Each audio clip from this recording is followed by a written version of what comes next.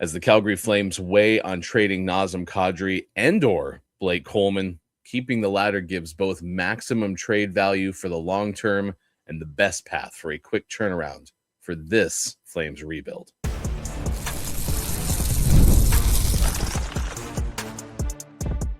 You're Locked On Flames, your daily podcast on the Calgary Flames. Part of the Locked On Podcast Network, your team every day. Hello and welcome to this edition of Locked On Flames, part of the Locked On Podcast Network, now the #1 sports podcast network. Today's episode is brought to you by FanDuel. It's the last call for football on FanDuel. If you're a new customer, bet just $5 and get $200 in bonus bets if you win. Nazem Kadri is open to a move. That makes a lot of sense for this Calgary Flames team. Blake Coleman is still in the news on a trade as well. I'd like to see the Flames keep Pickles. Talk about that. Also, Calgary loses on the road at Minnesota, their last road game before the Olympic break. What went wrong and what went right in that defeat at Minnesota? And as always on Fridays, what we learned this week in Flames hockey. My name is Ryan G. I am a lifelong play-by-play broadcaster and a decades-long Flames fan. So excited to be with you, as Peter Marr was my soundtrack. The voice of my experience through the 2004 Stanley Cup final really solidified my passion for this Calgary Flames team. And there might be some more moves. Already, Rasmus Andersson dealt for Calgary. Nazem Kadri has been discussed as a trade piece all season long, and as Calgary now falls for the 5th straight game, what will the Flames do with Nazem?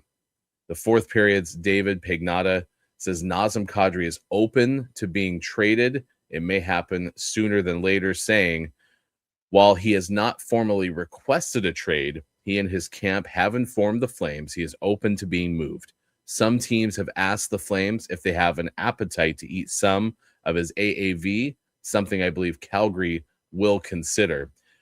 David talking about the Stars, Canadiens, Avalanche, and Wild, all among the teams that have at least discussed a possibility of trading for Kadri in recent past.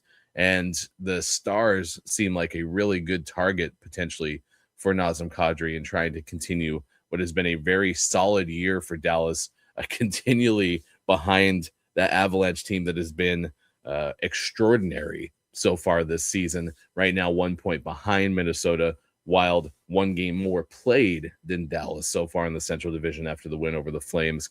The Wild have that 72-point total ahead of Dallas in the standings.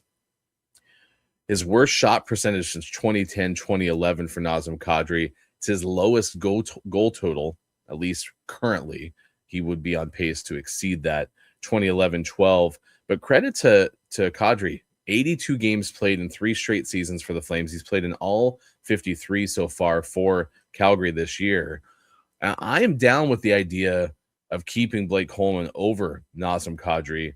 The latest slowdown that Calgary's experienced, this recent swoon of play, all seems to be tied back to the injury to Blake Coleman. He was injured after the Boston Bruins game during that road trip, and that was the first time that Coleman missed a game, was against Pittsburgh. Credit the Flames, they ended up actually winning 3 of the next 4, but since have just scored 1 time with multiple goals in their 5-game losing streak. So you have multiple goals just once in that 5-game stretch. And that's with Kadri on the ice. 9 goals, 26 assists, and the 6.2 shot percentage is what sticks out in my mind, because you have a team that's horrible at scoring goals as it is. The Flames are a bad offensive team, but it's drastically worse in terms of shot percentage this season for Kadri than really any other year of his career dating back to the early years with the Maple Leafs. He did have a year 6.5 during the 2015-16 season for Toronto as a shot percentage, and his first year with Colorado as well through the 51 games he played with the Avalanche.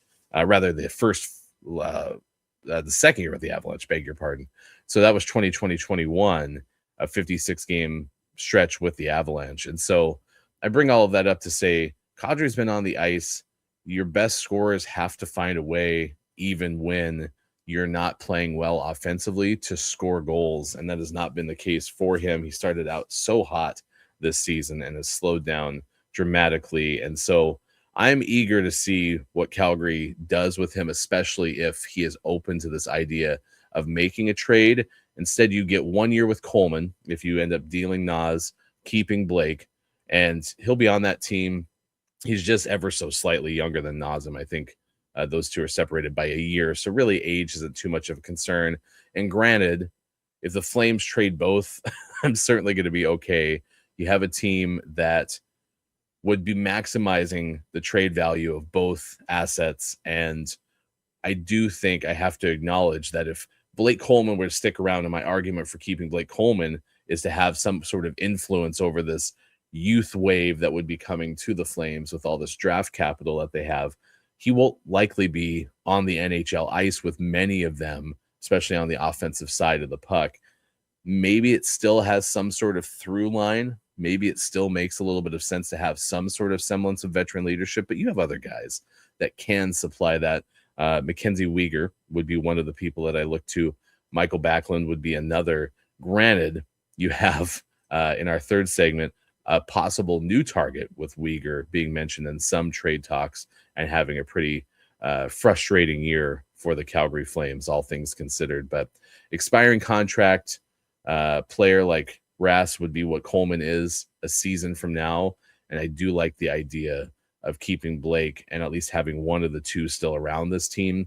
And again, if they end up trading them both, I think you're leaning in as heavily as you can because you're getting maximum return. I think that's also the flexibility that Craig Conroy has, is you have Blake Coleman being available to somebody and you can maximize the value. If you continuously say no, worst case scenario, Blake Coleman's on your team in 2026-27 with a whole bunch of draft capital going into the entry draft next spring. That would be pretty exciting next summer. So, yeah, word's starting to spread. Teams are starting to kind of poke around according to the report from the fourth period, and we'll see what happens with Kadri in this instance. Coleman potentially could also help other teams with some of the line of thinking, other teams retool as well. But yeah, I think keeping Pickles would be a huge win for Calgary while also still finding a way to acquire more assets going into the upcoming season, because right now Calgary's offense is a complete dumpster fire. It was a little bit shown in that matchup with the Minnesota Wild. Calgary loses 4-1 on the road to Minnesota, a team that's very good this year and tied for second in the NHL in terms of points. So we'll recap what went wrong, what went right in the matchup with the Wild. That's when this episode of Locked On Flames rolls on. It's the last call for football on FanDuel. One final Sunday, one last kickoff. The final chance to get in on the action before the NFL season officially comes to a close. This is Super Bowl 60, and FanDuel is making sure you're right in the middle of it with a special offer just in time for the biggest game of the year. Whether you're backing the favorite, riding the underdog, or building one last same-game parlay, this is the game everyone's been waiting for. This is where predictions turn into plays, stats turn into storylines, and every snap feels bigger. It's the perfect way to cap off the season and make the Super Bowl even more exciting from kickoff to the final whistle. If you're a new customer, bet just $5 and get $200 in bonus bets if you win. Make it count, because after Super Bowl, season's over. Last call for football on FanDuel, an official sports book partner of Super Bowl 60. Visit FanDuel.com to get started. Thank you, everyone who makes Locked On Flames your first listen every day. Big thanks to you for making Locked On the #1 sports podcast network. If you have not been in our Everydayer Club Discord server, exclusive to members of the Everydayer Club, then you are missing out, because there are hosts from the entire Locked On podcast network interacting with you, sharing insights, and providing a space where you can discuss your favorite team with all that passion that brings you back to the podcast every single day. You also get the ad-free audio feed of Locked On Flames through your favorite podcast app. So please check it out. Go to supercast.com, lockedonflames.supercast.com specifically, or tap on the show notes to learn more. Calgary loses at Minnesota on Thursday, and every time that there is a defeat, we start with what went wrong versus what went right. Only road game of their final 9 contests for the Calgary Flames, and that happened in Minnesota. Flames now 0-3-2 in the past 5 games. It was tough sledding out there. Calgary had opportunities. Devin Cooley stops 20 shots against the Wild. Calgary goes 0-3 on the power play. It's their final road game, as I mentioned, in the final 9 games before that Olympic break. And when you look at what went wrong, just no scoring despite so many shots for Calgary. In fact, Minnesota had just 3 in that first period. Devin Cooley giving up 2 goals in the first 3 shots that the Wild tossed at the net. And credit the Wild, too. I mentioned how many successful moments that the Wild have had this season. 55 games played, and they've been able to get the first score in now 33 of those matchups, which is second most in the league. And when they're scoring first, usually leads to good things in terms of holding on to a lead. The Wild had the advantage leading after 2 periods and now improves to 22-0-3. There's not been a team that has completed a regulation comeback when leading after 2 periods against the Minnesota Wild, and that was the case in this matchup between Calgary and the Wild on Thursday. It's been frustrating, as some of the players pointed out to NHL Flames on X, Zach Whitecloud and Morgan Frost. Frustrating. I think, obviously a lot of guys are frustrated, and when you're playing, first periods like that, like we have the past 3 or handful of games, you start off on the right foot, and obviously the team's going to have their push in the second. And tonight I thought we did a good job of managing. Yeah, they had some sustained pressure, throughout the second. Did a really good job in the first, creating a lot of opportunities, second chance opportunities. Just can't find ways to score, obviously. And teams are going to go through that, right? And guys are going to go through that throughout the season. And just got to weather it, keep our heads down, and keep moving. And I thought, they had some long ozone shifts. But other than that, I felt like for the most part we controlled the tempo of the game. And, I know we outshot them, but I feel like just didn't get enough grade A chances. And, it sucks to lose, obviously. I thought we played better than we have been playing, though. The Flames did have 7 scoring chances compared to the 3 for Minnesota in that first period when they outshot the Wild 13-3. High danger chances were just 1-0 in favor of Calgary. But Minnesota, good team, second most points now, tied with Tampa Bay at 72 in the standings. Colorado sitting at 79. And the overall theme from that game was Calgary at no point felt threatening. Did Calgary play well at times? Certainly. There were opportunities that the Flames had. They just never felt like a true threat against a really good team on the road. And that kind of summarizes so much of this Flames season, especially when it comes to scoring. You can't argue that Calgary has had opportunities throughout the course of this year to score goals. The key difference, though, is the fact that the Flames are not actually scoring those goals. You have such a bad goals per game average for this Calgary Flames team, entering Thursday's game at just 2.5 scored per game. When you look at total shots, Calgary puts up the 11th most in the NHL, but their shot percentage is the absolute worst out of that entire group. The Devils at 8.8, Calgary's at 8.6. So it's a significant difference. In fact, the Flames and the Devils rank last in the entire NHL in terms of the amount of shots that go in for goals. And so the loss boosts Calgary's team tank hopes because St. Louis ends up getting a victory. So Calgary is now technically the 31st best team in the entire National Hockey League. I mentioned no scoring despite so many shots. That's certainly something that went wrong for Calgary in the loss. You have a team that's built around goaltending, and Devin Cooley has been really good this year for the Flames. And then he allows 2 goals in those first 3 shots. Give him a ton of credit. Quinn Hughes had a breakaway, and he stopped that could have really broken that game open, especially after Calgary had seemed to maybe snatch back a little momentum. So Cooley didn't play poorly. It's just that start. It's so hard to bounce back when your team is in the hole 2-0 after 3 shots. Ryan Huska, Morgan Frost discussing how Calgary outplayed Minnesota at times when they had their comments to NHL Flames on X.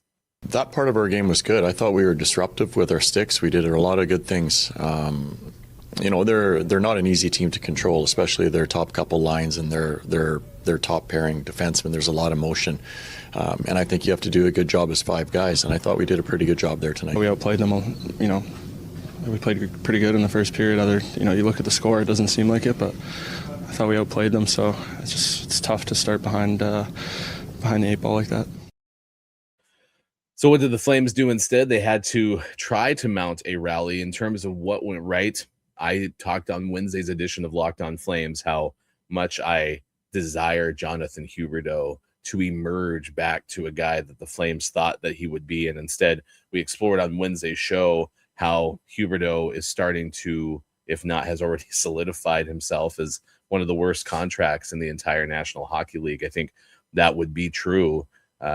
Is he the worst contract? That's the part that we talked about on Wednesday's episode. And he just has a nifty pass up ahead to Frost for the Flames, only goal of the game.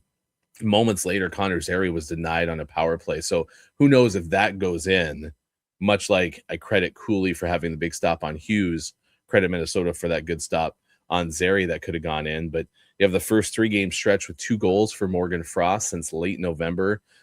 That pass was sweet. And that's the kind of stuff that you hope to find from Hubie, and that's been missing so far this season for Calgary. Huberdeau now up to 14 assists this season. And I just look at trends. I think a lot of things, especially for a struggling team, depends on trends. And Huberdeau now back-to-back games with a point. Maybe there's a spark there. He had a stretch in the middle of December when Calgary got wins over Seattle, a win over Vegas. They beat LA in overtime. He had 4 straight games at the point there. Maybe this is a little bit of a spark, but I've said that a couple of times now for Calgary, and it hasn't ended up being true. And at this point, with your team 31st in the standings and Team Tank celebrating, understandably, I get how you want to see the team take a different path than they have tried before, especially when the whole definition of insanity thing is true, trying the same thing over and over and expecting a different result. I could see why now might be the time to just see what happens. I think with Calgary's base of young talent, they don't necessarily have to have a top 5 pick in order to make that change, but will that accelerate things? Certainly is a possibility. We mentioned the Rasmus Andersson trade. I have to give credit where credit is due. And Nice Perception 382 on Reddit had this comment, which I think I saw in a couple of other places, to be fair. Since the Flames and Golden Knights made the trade 2 weeks ago, they've combined for a total of 1 win between them. That kind of startled me. I wasn't recognizing that.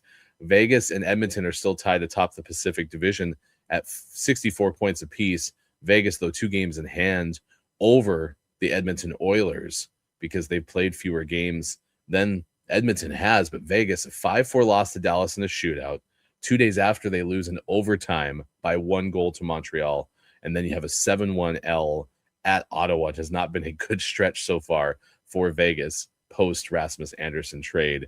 I thought that was interesting as we close out a look that was the final weekday game this stretch for Calgary. They'll be playing the San Jose Sharks on Saturday, and we'll certainly talk more about that on Monday's edition of Locked On Flames. However, we have to summarize what we learned this week in Flames hockey. We do that next on Locked On Flames. New year, new systems. This is the time when a lot of us look at the messier parts of how we run our business and think there has to be a better way. And there is. Streamlining your communications is one of the quickest upgrades you can make. And that's why today's episode is brought to you by Quo, spelled Quo, the smarter way to run your business communications. Because when your team is reachable, organized, and communicating in one place, you're not just working cleaner, you're creating more opportunities to connect with customers. Quo makes everything simple. Your whole team can call, text from one shared business number so nothing gets missed. And it is so important to have a full conversation thread so you get replies that are more personal and faster. Works right from the computer, right from the phone, so everything is in one place. So you can keep your existing number too. Quo's smart AI tools automatically log calls, summarize conversations, and highlight next steps so details never slip through the cracks. It is no surprise that Quo is the #1 rated phone business system on G2, trusted by more than 90,000 businesses, from solo operators to growing teams. Make this the year where no opportunity and no customer slips away. Try Quo for free, plus get 20% off your first 6 months when you go to quo.com/lockedonnhl. That's quo.com/lockedonnhl. Quo, no missed calls, no missed customers. We'll be back on Monday with Locked On Flames, taking a look at the weekend that was with Calgary's matchup against San Jose and lead into the Monday contest against the Toronto Maple Leafs. We'll also look back at the official opponent jersey power rankings, as we do every single Monday, see what the best looks were on the ice against the Calgary Flames. What we learned this week in Calgary hockey: there's going to be no Blake Coleman until at least the end of the Olympic break. And I'm wondering, too, if Calgary is going to keep Coleman for the rest of the season now. It feels like they've been a tremendous mess without him. And I like the idea of keeping Coleman for veteran leadership. I also wonder, can the offense be any more absurd even if they don't have Coleman in the lineup? The last few games that Coleman played prior to his injury were so stellar. He had 5 goals in the 12 games prior to the injury, 34 shots. He just felt like a tremendous spark for the Flames, a spark that they needed to have. And if he's gone after the Olympic break, the trade value argument makes so much sense. But I also would be frustrated with the amount of leadership that would be potentially missing from the team, especially if Calgary ends up losing Mackenzie Weegar. There's another name that's being floated around in trade possibilities. This one, according to Bruce Gariok. This is from the Ottawa Senators' point of view.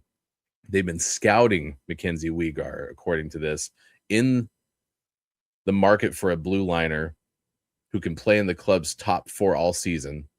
And league executives told Post Media on Tuesday that the club may have held talks with the Calgary Flames about Mackenzie Weegar.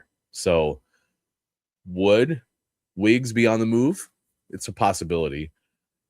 You can tell out of many of the faces of the Calgary Flames how frustrating the season has been for Mackenzie Weegar when you see him on the ice. We play clips from NHL Flames on X all the time on the show, and you can hear the frustration and a little bit of the not wonderment, confusion, trying to grasp for answers that are coming out of some of the Flames players, certainly. But Mackenzie Weegar can be visibly seen frustrated on ice. And I imagine that this season has been no fun for a guy that was plucked from the Panthers with the Matthew Tkachuk trade, Jonathan Huberdeau being the other big component of that. And then those two start playing in Calgary, losing, while Florida's won back-to-back cups. So it's a probably accumulation of things for Mackenzie, but certainly can't be easy.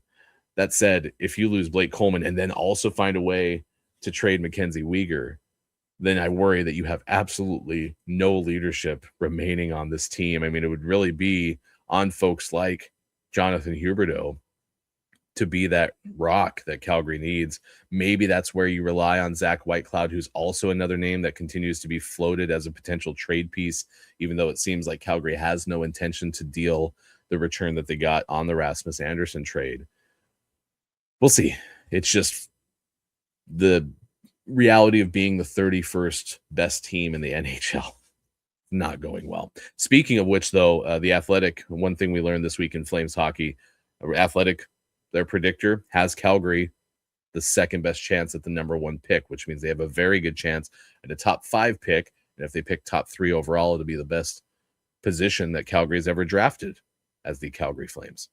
Also, this one's from Ryan Pike of Flames Nation. 10th NHL game for Matvei Gradin. So that'll be starting the clock on his entry-level contract. Had he played less than 10 games, according to Pike, then his deal would have slid into next season. Also, a little bit of housekeeping as well with Zane Parekh. This is also from Pike. 14-day conditioning loan began on January 17th. That expires at the end of tomorrow, as this was written on Thursday. That would be on Friday. And that point, he reverts back to the main roster.